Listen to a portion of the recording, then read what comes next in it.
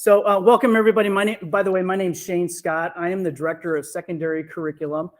I've been working for West Des Moines. I was noticing we're doing staff recognition, I think this Wednesday night. And I started, where am I at? The 10 year, the 15 year? And I realized, I think next year I'll be at 25 years. So I started in this district as a high school science teacher. Then I became an assistant principal at the high school level. A number of years ago, I was asked to be an interim curriculum director. It's not something I ever thought I wanted to do. And here I am 10 years later. It's it's the best job I've had. It's an honor to be able to work for West Des Moines. We're a big school district. We have a lot to offer. And what I'm here for tonight is one of the very reasons that's why I do this job. I love bringing new opportunities to kids. So once again, my name is Shane. I'll let each one of these other folks kind of introduce themselves. But before we do, I want to jump to somebody because all of this started one person's fault, right? So we start with one person. Lucinda, would you stand up, please? So this young lady right here probably, so Cindy about 2 or 3 years ago, just posed a question. And that question, I don't remember exactly what it was, but really, have you guys ever thought about having a ROTC program? And being in the Air Force, that really snowballed in multiple meetings, MOUs, agreements, facility visits. Literally, this wasn't going to happen unless we got a tape measure out and we had facilities that were down to, that's the military for you, right? It had to be, there had to be precision there. So I want to personally thank you, Cindy, for asking the question in the first place to even bring this opportunity to our kids. Here we are 2.5, 3 years later. I appreciate what you did. X number of years. And you're a West Des Moines grad, right? Absolutely. So if it's okay, let's go ahead and do introductions that way. I'll let you go ahead and say a little bit about yourself. And then I think it might be great if we'll end up with you, Aaron, and then we'll just get right into the content of the presentation. My only request, Cindy, would you come over here and introduce yourself? Thank you.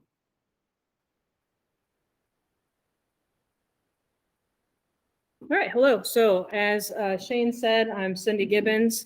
I graduated from Valley High School a long time ago. I live in West Des Moines. My son actually goes to Valley High School. He's here tonight too to get some info on this, but it's a program that I believe in firmly. I was a teacher for a long time. I taught in high school and I was in the Des Moines district and got to see the positive impact that it had for the students there. It's phenomenal. I really believe in this program. I think that it's going to be great for students. I think it's going to be great for the city of West Des Moines. So I'm just really excited to get it going. So thank you, Shane, for listening when I asked. Yeah, appreciate that. Introduce your guest and maybe you can say a little bit about yourself. I'll pass it off to Colonel Brous. She's actually our vice wing commander out at the 132nd. Yes, actually, Cindy just stole everything that I was going to say. But yeah, I'm the vice wing commander at the wing here in Des Moines. Not necessarily a formal connection with the junior ROTC program, but we're just really hoping to partner and just help in any way we can with providing resources and some expertise that you hear about here in a minute. And just if anybody happens to have any questions that we can answer. So, and I hit 35 years in what I've been doing. So I have you beat by just a couple.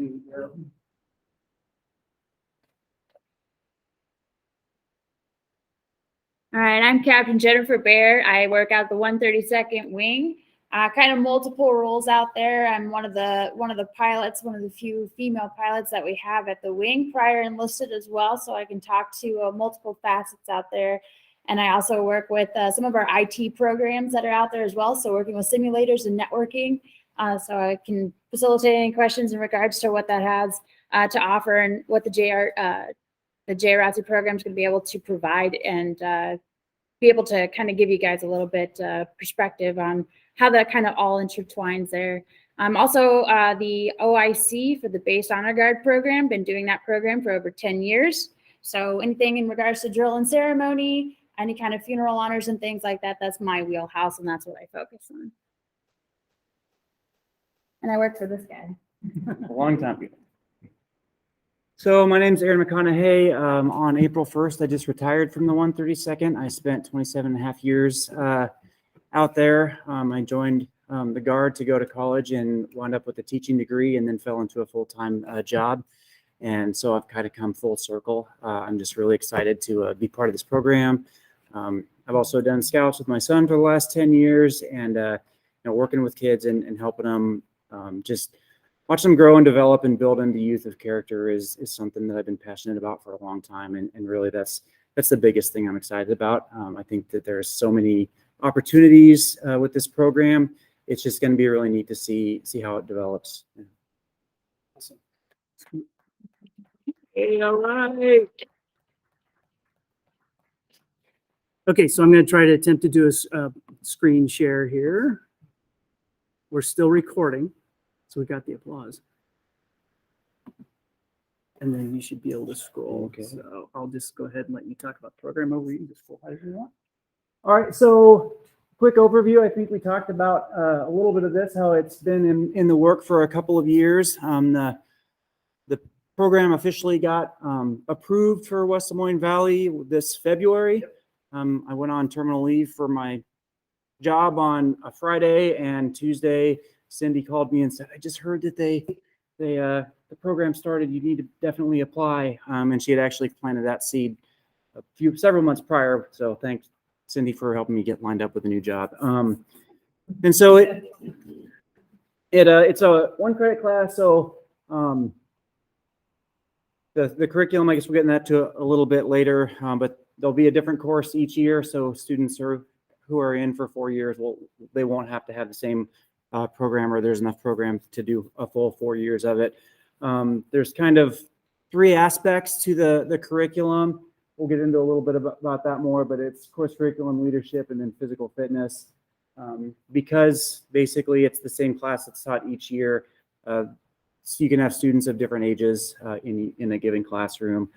And one thing, because there is a physical fitness component to it, if you are enrolled in Air Force JROTC, you don't have to take a PE class. And then some notes about transportation, about the different schools as well.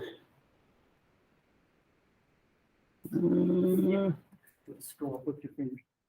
There we go. There we go. So the courses that are planned out for the next 4 years are listed there. Start out this year with aviation history, and then science of flight, exploring space, and cultural studies. I've spent a little bit of time at a couple other schools. The curriculum is pretty interesting. It's standard provided by the Air Force across the board for all the AFJROTC programs across the nation, but it's there's a lot of good stuff in there. Again, a little bit back to the why did West Des Moines choose this. Basically, the Air Force is really underrepresented with Air Force JROTC in Iowa. And so since we're building a program from scratch, we're going to start the actual classes will start spring semester of 2023. That will hopefully give me, and if they get the second instructor hired, some time to get everything in place. There's a lot of Air Force requirements and a lot of logistics and things that will happen. So hopefully we'll get all that done this fall semester and be ready to go with cadets in the spring. Big question that a lot of people have is the uniform. Students or cadets will wear the uniform 1 day a week. That's an Air Force requirement. So typically they'll wear some form of the dress blues most weeks, and then if they have the camouflage uniforms, if those are available, sometimes they'll wear those once or twice a month as well. But that has been, talking to instructors from other schools, sometimes that is a no-go for certain students because you have to be clean shaven. There's certain dress and appearance, standards. We're a part of the military, so we're abiding by the Air Force dress and appearance standards. There'll be a little bit more detailed information about that, if your student decides to join, but you've got to follow some rules. That's part of the program. That's kind of second nature for some of us that have been wearing this for a while, but for high schoolers, sometimes it's new. So this is kind of a standard brief built by Big Air Force. And really, to me, this is the biggest thing right there at the bottom that this program is about. It's about building citizens of character. We want to help, plant some seeds and help youth grow into the kind of people that we want to be, that we want them to be, that are going to contribute positively towards, their nation and society. As I started to look into this, again, I did scouts for a long time, and the mission and vision statements of the two programs just so well aligned. It's just to me, it's really important that, give some kids a chance to have some positive opportunities to grow and to learn some things and make, this great country even better by growing up to be the next generation of citizens. So it's a program, it's actually mandated by Congress that each of the services will have an Air Force JROTC program. A little bit of history about that. Again, mission, Big Blue, we talked about that. That's really the whole point and the objective. Help these students be a part of something that is important and meaningful and that helps them grow. The biggest thing probably on this slide as well, it's not recruiting or accession program. I'm never going to force any cadet in this program to, into the Army or the Air Force or the Marines or anything. If they're interested, I have connections and I could, give them some perspective and share a little bit of knowledge and experience. Before I was applying for this job, I met with the wing commander, Colonel Cromer, out at the 132nd, had some conversations even before I retired with him about that. And same thing, he's like, I know, he's like, we want to help and support, but we don't want to just, it's not a recruiting pool for us. It's gives them some exposure to some awesome things that we do. And if they like it, great. But if not, that's fine too. So it's really important. I'm not sending your kids to basic training unless they want to go. And then, I'll help them with that or get them to the right people. Impact of the nation. Again, citizenship, character, leadership, service. Those are all things that, the world's a better place when more people do it. It's really important. Diversity is a big bonus of this or a goal. We want to make sure that we reach as many people as we can and give as much opportunity to as many people as we can. So those are some of the statistics. This is from 2018, but I think they're probably fairly similar. Nationwide, these are some of the statistics. There's a big push, for academics. We want to make sure that our cadets are not just excelling in AFJROTC, but in the rest of their classes as well. The instructors, I visited a couple different programs this past month or two, and that was a big thing with them. They're just like, hey, we're always staying on top. We can see their other grades. We're always kind of giving them that little bit of nudge. Oh, you have unturned in assignments in X class. Why don't you work on those? Because we've got 15 minutes free time today. So academics is definitely a big part of it. So is community service. There's a lot of opportunities out there for the program to do all kinds of community service. And that's a requirement actually for part of the class for part of your grades is getting so many hours of service in. Talked a little bit about the curriculum. There's a lot of opportunities. There's some really cool STEM stuff. And you can see some of the words that the principals thought about AFJROTC. All good stuff, right? This is a little bit of like big Air Force. Maxwell Air Force Base is down in Alabama. It's just kind of, there's a group of people up down there that basically manage the program. They have like 900 some schools. So obviously it takes some people. The biggest thing is, we're impacting 120,000 or more high school cadets. That's what it's really all about. And typical unit it talks about, there's usually one retired officer. We haven't hired that yet. One retired NCO, that'd be me, and then your students. Again, some pictures of how many units there are across the country. The South, it's really strong. There's just a little bit heavier military presence in the South for a lot of reasons. But so Iowa definitely would be authorized up to 11 units. They have 3. Now we have 4. So that's good that we help in there. A little bit more about just the breakup. Again, we want to make sure that we make this program available to as many people as possible.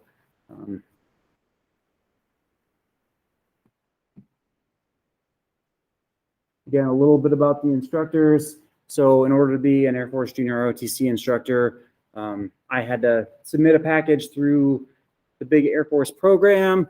You basically have to be retired or retiring very soon, have a good career, and meet some standards. And then you also have to meet the state standards for teaching as well. which, like I said, I've got a teaching degree in English education from a decade and a half or so ago from Iowa State University. But I am really happy to have the opportunity to dust that off and do this program. Uh-oh. Right. There we go. So the curriculum, again, it's all pretty much standardized and provided by the program. But basically it breaks down into a 40-40-20 break is what they call it. So there's the aerospace science, 40%, leadership education, 40%, and then wellness and life skills. So I know Valley's not on a 5-day school, but that'd be 1 day a week of PT. So you're going to be doing some kind of fitness for 1/5 of your time. Your aerospace science, that's like the classes, the aviation history or the fundamentals of flight or space exploration. And then the leadership education is more like what you think of like the military stuff. You'll be doing drill. So at least 1 day a week, the cadets will go and they'll be marching and have uniform inspection. So they're typically the 1 day a week when they're wearing their uniform, they're going to go whatever space is provided and they're going to practice marching. And it's also the kind of the opportunity for us to, so the cadets basically, they'll form their own like chain of command. So there'll be a cadet commander and there'll be different commanders, sub-commanders of different groups. And then, different enlisted people in charge of, somebody will help with all the inventory of all the uniforms. And if there's different programs, there'll be different people in charge of that. And so that's really where that leadership stuff sort of comes into play. And you're going to give the cadets the opportunity to have responsibilities and they run the program. And I could tell them how to do everything and make it run perfect, but it doesn't do them any good. So sometimes, you put the cadets in these positions of responsibility and let them learn. And that's really where you see the growth. And a lot of the cadets I spoke to at other schools, they said that, holding those positions made a huge impact on them and really changed fundamentally who they are and a big positive impact. So it's challenging, but it's a great, great program. And they just get the opportunity to try a lot of different, niches and figure out what they want to do and what they achieve. And if the cadet just kind of wants to coast and be a part of the team, cool. If they're really motivated and they want to be cadet commander someday, there's a place for everybody. So that's a really good thing. And the sense of belonging that they build out of that is that was the thing that I took away when I visited a couple other schools that had programs, is that just the sense of, community and belonging as part of the program. And that's what I really am excited about building here as well. So we talk about some of the different opportunities. There's a lot of they're called co-curriculars or extracurriculars that can be are part of the program, and not every unit does every single thing, but obviously community service, that's a huge part of all the programs. Color guard and drill teams, same thing. Basically, cadets that want to be on the competition teams, you'll travel around the region in different programs. Will have competitions on weekends, and they'll go and compete with, there's about 6 different types of competition. There's color guard, which is your 4-person team that's doing color presentation. There's regulation, which is when you see the movies and you're marching groups of people around flights. So you're marching a flight around of 20 other kids or cadets, and then that with arms. So they've got the replica arms, and then there's some of the more advanced, like spinning the rifles, and even some more like creative types of drill teams where the cadets sort of make their own program, and they get to decide. They're pretty neat to watch. You can YouTube that stuff.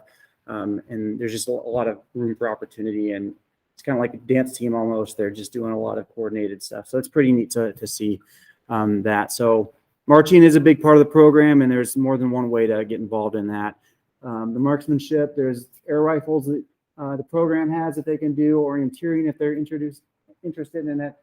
You can kind of read down the list there. I won't read everything, but again, there's lots of opportunities, and some of these we can try to dovetail into existing programs. If there's already, a cyber team in Valley, then we can sort of marry up with them, and the program will bring some good things there. But and then the summer cadet leadership courses. So those are like summertime programs. I know, so the Army JROTC has one at Camp Dodge that they do every year, and I know Air Force JROTC programs will go, and so they'll go and they'll do like the obstacle course and then stay in the barracks for a few days, and they do some of that like Army training, where they get to go do outdoor physical challenge and leadership and team building types of things. So that's another opportunity that the students could potentially have in the summer. Again, I'm not going to be able to get everything set up right out the gate, but these are definitely things that as we work with the cadets and what do they want to do, we're going to try to figure out what between the curriculum director and the principal and the cadets, what are the top 3 things we want to focus on for year 1 and kind of build out from there. Just some pictures of some cadets. There's Civil Air Patrol. It was another one that there's a Civil Air Patrol unit here in Des Moines, so we can get with them and hopefully get some connections for students or cadets who are interested in that piece too. Just a lot of neat potential opportunities. Yes, so these activities during class time, or is it after? Typically, the co-curriculars are like after hours. So.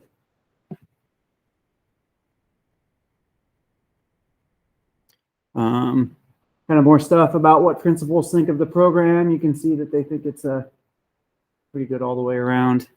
And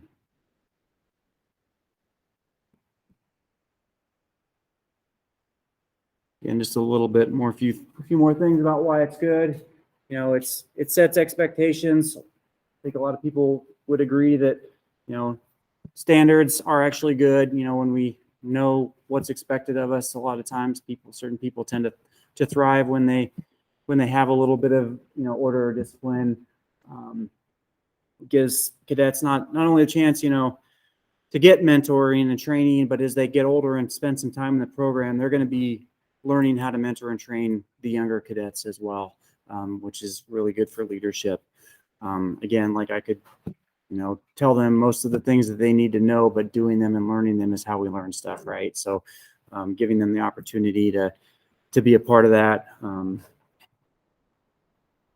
Just a lot of great programs. Again, that third bullet down from the bottom, sense of belonging and being part of family. That is, again, what I've seen from a lot of cadets that I've had the chance to talk to. They just really enjoy the program and the fact that they get to work, be this part of this team. And it's going to give them lessons that they're going to take beyond high school. More pros. If they do serve a certain number of years within the program and they decide to enlist, they can go in at a little bit higher rank, or it can be beneficial if they want to apply for, a service academy in the future. Again, not here to recruit them, but it's a bonus if they decide to being part of their community. Again, like it says, only 4% of basic trainees are from AFJROTC, but doesn't matter because if they're in the program, they're getting good benefits. How does it help the Air Force? They're not going to lie. It does give them a little bit of visibility. So that's part of the, at least the visibility is part of the program. The Air Force does have some goals for being involved in STEM and just trying to recruit people from a diverse population. So that's part of it as well. Pilot diversity is a big one. There's some flight academy stuff that can be done. There's a certain number of cadets nationwide that get selected for this flight academy where they basically can get their pilot's license taken care of. It's pretty competitive, and I'm going to be honest, I don't know a ton about that. Disclaimer, I never flew an airplane in the Air Force, so but it's one of those things that's kind of out there that we'll get smarter on as we work through the program.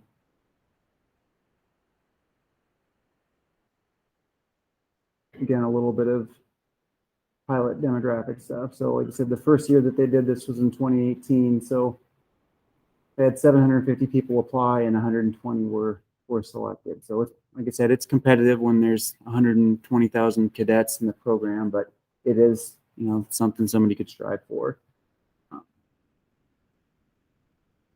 Just a few more pictures of cadets doing what cadets do. And I believe that is the last slide. Thank you guys for. Thanks. And Aaron, before we go, so we're going to open up the questions. I'm just going to stop the recording for the recording's purpose and for the group. Students who participate in the Air Force JROTC program, they are exempt from having to participate in PE. You have met that requirement because you'll do the PT, the wellness is a component of that. The other thing is that if you haven't signed up, there was a Google link to sign up to be a participant in the program, which Aaron had mentioned earlier. It doesn't start till the spring. He's got some learning and some training. So we'll start that in the spring semester. So January of this next school year. So there's still plenty of time to sign up. So here, the other thing is when we send out an interest survey before we even were a go for this, we had over 120 plus individual students who had expressed parent and something. Well, I take it this way. I'll say it this way. Their parents may have said that their kid was interested, right? So as a combination between students and parents, we had over 120 some individuals. So we know there's enough folks out there to run this program. Tonight, you know, we got about 35 people here tonight. So my hope is you pass the word along after this evening to say, hey, there was a meeting, sign-ups available. Let's get you registered. The sooner we know, the sooner we can adjust schedules. So it's a real smooth transition for kids to be able to start that next semester.